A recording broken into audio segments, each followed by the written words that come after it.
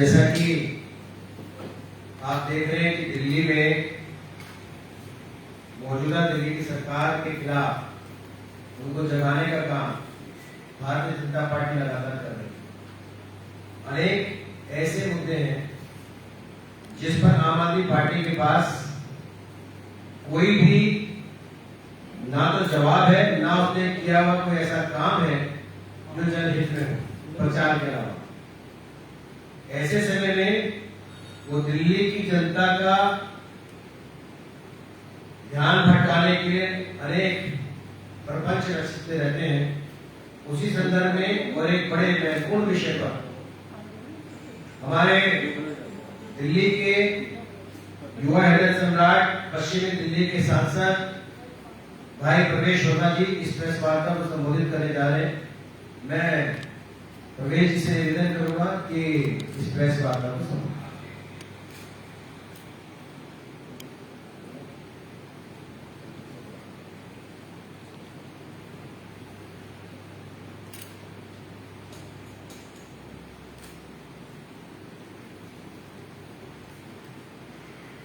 जैसा आप सभी जानते हैं कि संसद का मानसून सत्र शुरू हो गया है और जब भी सत्र शुरू होता है तब राजनीतिक गतिविधियां और ज्यादा बढ़ जाती हैं, विपक्ष के झूठ और ज्यादा बाहर आने लगते हैं। ऐसी हताशा की स्थिति में एक नई कहानी, एक नया झूठ विपक्ष सामने लेकर आया। ठीक सत्र के एक दिन पहले यानी कि 18 तारीख को एक नया झूठ मार्केट में फेंका जाता है कि इस देश के कुछ पत्रकारों का, इस सरकार के मंत्रियों का, विपक्ष के कुछ लोगों का भारत सरकार उनका फोन टेप कर रही है। कोई पेगासस करके सॉफ्टवेयर है, उसके माध्यम से बहुत सारे लोगों का फोन टेप कराया जा रहा है। सबसे पहले तो मैं आगे की बात शुरू करूं, भारतीय जनता पार्टी की तरफ से हम इस बात का खंडन करते हैं कि हमारी सरकार ने, भारत सरकार ने किसी भी व्यक्ति का इस देश में, चाहे वो पत्रकार हो, चाहे वो कोई मंत्री हो, चाहे सांसद हो, चाहे कोई बिजनेसमैन हो, किसी भी व्यक्ति का गैर कानूनी तौर पर कोई भी फोन टेप कराया है, इस बात का हम खंडन करते हैं। और साथ ही ये भी बताना चाहता हूं कि ये केवल सरकार को बदनाम करने की कोशिश है। हमारी सरकार, हमारे प्रधानमंत्री मोदी जी जो इस कोविड के समय में जिस तरीके से उन्होंने पूरे देश में स्थिति को संभाला हुआ है, हमारी जनसंख्या को देखते हुए मैं समझता हूं आज पूरे विश्व में आज कोई कोविड के समय में कोई सबसे अच्छा काम अगर कोई देश कर रहा है तो वो भारत देश कर रहा है। मगर ये क्यों हो रहा है? ये इतना अच्छा काम इस देश में हो रहा है, ये क्यों हो रहा है? ये बातें हमारे विपक्ष को हजम नहीं, हमारे विपक्ष को अभी तक ये हजम नहीं हुआ कि मोदी जी प्रधानमंत्री की कुर्सी पर कैसे बैठे। इस पर तो हमारा पारंपरिक हक, ये तो हमारी कुर्सी, इस पर कोई भारतीय जनता पार्टी का कोई स्वयंसेवक वो इस कुर्सी पर कैसे बैठ सकता है? ये बातें आज तक उनको हजम नहीं हुई, इसलिए बार बार 2019 में भी आपको याद होगा हमारे इसी विपक्ष के लोगों ने व्हाट्सएप को लेकर एक आरोप लगाया था कि इस देश में व्हाट्सएप हैक हो रहा है और सरकार व्हाट्सएप को हैक कर रही है। जब वो बात आगे बढ़ी, सरकार ने उसका खंडन किया, बात सुप्रीम कोर्ट में पहुंची, तो तो ना केवल व्हाट्सएप कंपनी ने इस बात का खंडन किया, इस बात को खारिज किया कि उन्होंने किसी का फोन हैक नहीं किया या किसी का व्हाट्सएप हैक नहीं किया, बल्कि सुप्रीम कोर्ट ने भी इस पूरी बात को खारिज किया कि ऐसी कोई बात हुई। अब एक नई कहानी विपक्ष लेकर आया है जिसका खंडन कल हमारे आईटी मिनिस्टर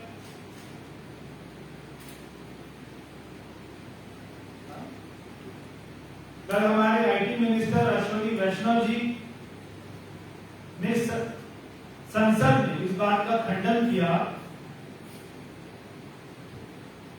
कि सरकार में किसी का भी फोन हैक नहीं हुआ और कोई भी कंपनी बाहर से आकर हमारे देश में, कोई व्यक्ति या कोई कंपनी बाहर से आकर हमारे देश में किसी का भी फोन हैक नहीं कर सकती। सरकार के पास ऐसी पूरी व्यवस्था है, पूरे नियम है, पूरे कानून है कि वो किसी भी कंपनी और किसी भी व्यक्ति को बाहर से आकर हमारे देश में फोन को हैक करने के लिए रोक सकती है। पेगासस जो कंपनी है उसकी जो पेरेंट कंपनी, उसका नाम है एनएसओ। उस एनएसओ में जो उसकी पेरेंट कंपनी है पेगासस की, उसने भी खारिज किया कि हमने भारत में या कहीं पर भी ये जो अफवाहें चल रही हैं पूरे विश्व में, किसी का भी फोन हैक नहीं हुआ। और एक जो अपना न्यूज कंपनी है भारत में द वायर के नाम से, उस कंपनी को उन्होंने चेतावनी भी दी है एनएसओ ने, और उनके ऊपर में डिफेमेशन लॉसूट फाइल करने के लिए भी उन्होंने तैयारी शुरू कर दी।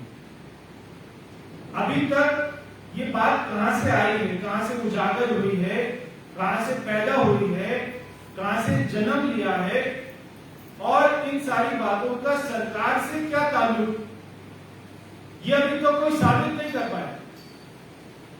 ऐसा लगता है किसी ने कोई सपना देखा और वो सपने को उसने कोई स्ट्रेटेजी चालाकी बनाकर और एक मीडिया में एक अफवाह छोड़ दिया कि देश में लोगों का फोन हैक होगा। अब उसका क्या सबूत है ये नहीं बताया, उसको ये बात कहां से पता लगी इसके बारे में कोई जिक्र नहीं किया। इसका सरकार से, भारत सरकार से इसका क्या ताल्लुक है इसके बारे में कोई जिक्र नहीं किया, केवल इतना बोल दिया कि फोन हैक हो रहा है। साथ ही एनएसओ ने यह भी कहा कि भारत हमारा क्लाइंट ही नहीं, जो पेगासस सॉफ्टवेयर है उसका मेन काम ड्रग ट्रैफिकिंग, चाइल्ड किडनैपिंग, कोई क्राइम की एक्टिविटी हो उसको रोकना, कोई टेरर की एक्टिविटी हो उसको रोकना। तो ये सॉफ्टवेयर का काम है,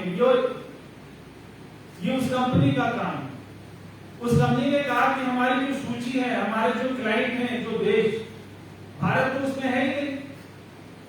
तो अगर कोई और देश उनसे ये काम करवा रहे होंगे कि उनके देशों में कहीं पर चाइल्ड किडनैपिंग चल रही होगी, कोई ह्यूमन ट्रैफिकिंग चल रही होगी, कोई ड्रग ट्रैफिकिंग चल रही होगी, कोई टेरर एक्टिविटी चल रही होगी, तो वो अगर उन्होंने, उन देशों ने इस कंपनी को, एनएसओ को ये काम दिया कि आप इसको रोकने में हमारी मदद करें,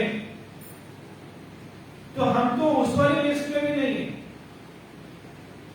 किसी का फोन हैक कराना तो छोड़िए, अब ये लिस्ट में किन किन के नाम दिए, ये भी बहुत एक सोच विचार करने वाली बात है कि बहुत सारे ऐसे पत्रकारों के नाम इस लिस्ट में हैं। कल मैं संसद में पत्रकारों से बात कर रहा था, तो पत्रकारों ने मुझे बताया कि इनमें से बहुत सारे पत्रकार तो ऐसे हैं जिनका पॉलिटिकल लाइफ से कोई रिश्ता नहीं बचा, या वो किसी पार्टी से, किसी कोई अपना न्यूज एजेंसी से, या पॉलिटिकल लाइफ से, या पॉलिटिकल एडिटर हो, कोई पॉलिटिकल लाइन को कवर करते हो, किसी का कोई अर्थ नहीं। तो ऐसे पत्रकारों का इस नाम लिस्ट में आना, यही समझ में आता है कि ये लिस्ट बिल्कुल बकवास है, इसका कोई अर्थ नहीं।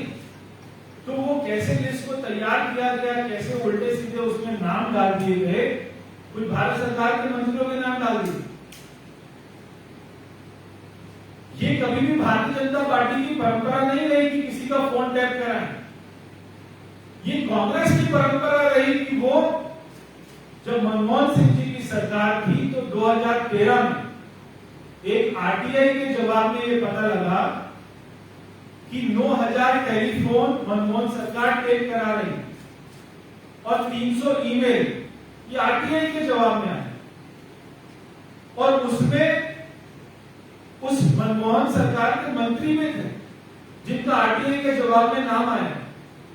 मैं कुछ आपको नाम बताता हूं जो इस देश में बड़ी राजनीतिक हस्ती रही हैं, जिन्होंने खुद ही आरोप लगाए मनमोहन सिंह जी की सरकार के ऊपर, और वो सरकार तो नाम के लिए थी मनमोहन सिंह जी की, उसको चला कर रहा था, ये तो हम सभी जानते हैं। एक नाम था अमर सिंह, एक नाम था सीताराम येचुरी, एक थी हमारी पूर्व मुख्यमंत्री जयललिता जी। इन्होंने ये आरोप लगाए कि हमारे फोन को मनमोहन सरकार टेप करा रही। तो ये काम जिसका है उसी को शोभा देता है। आज भारतीय जनता पार्टी आज वो निस्वार्थ पूरे देश में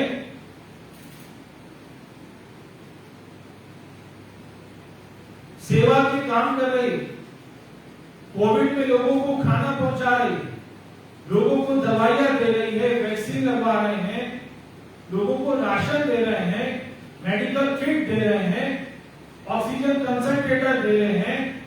भारत सरकार आज पूरे देश में 41 करोड़ लोगों को फ्री में वैक्सीन लगा चुकी है। ये हमारा काम नहीं है कि हम जब देश में इतनी बड़ी एक समस्या खड़ी है तो आज हम लोगों के फोन टैप करें। ये सोच मानसिकता उन्हीं लोगों की है।